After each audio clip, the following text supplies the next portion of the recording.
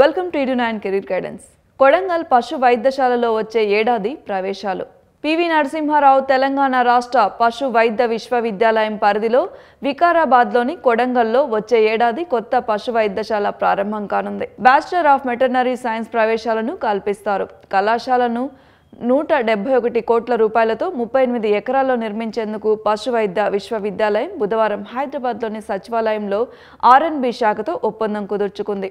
Varsity ఉప కులపతి పశు సంవర్ధక శాఖ ప్రత్యేక ప్రధాన కార్యదర్శి సభ్యసాచి ఘోష్ సమక్షంలో రిజిస్ట్రార్ శరత్ చంద్ర, R&B సిఈ రాజేశ్వర్ రెడ్డి సంతకం చేశారు. వర్సిటీ పరిధిలో ప్రస్తుతం రాజేంద్రనగర్, కోరుట్ల, మామునూరు పశువైద్య కళాశాలలున్నాయి. సిద్దిపేటకు కళాశాల మంజూరై నిర్మాణాలు చేపట్టాల్సి ఉంది.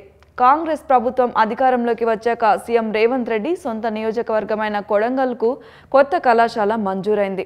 ఇప్పటి వరకు ఈ వర్సిటీ పరిధిలోని కళాశాలలను పోలీస్ గృహ నిర్మాణ సంస్థ, వైద్యారోగ్య మౌలిక సదుపాయాల సంస్థలు నిర్మించేవి. పనులను వేగవంతంగా, నాణ్యంగా పూర్తి చేయడానికి నిర్మాణ బాధ్యతను R&Bకి అప్పగించాలని వర్సిటీ వీసీ ఘోష్ నిర్ణయించగా ప్రభుత్వం ఆమోదించింది. దాంతో బుధవారం ఒప్పందం చేసుకున్నారు.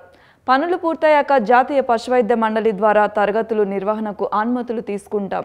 వచ్చే ఏడాది TSEAP సెట్ ర్యాంకుల ఆధారంగా ప్రథమ సంవత్సరంలో విద్యార్థులకు ప్రవేశాలు కల్పిస్తాం. ఆలోగా ఖాళీ పోస్టులను భర్తీ చేస్తామని వర్సిటీ ఉపకులపతి ఘోష్ వెల్లడించారు. మరిన్ని అప్డేట్స్ కోసం సబ్స్క్రైబ్ చేసుకోండి ED9 కెరీర్ గైడెన్స్.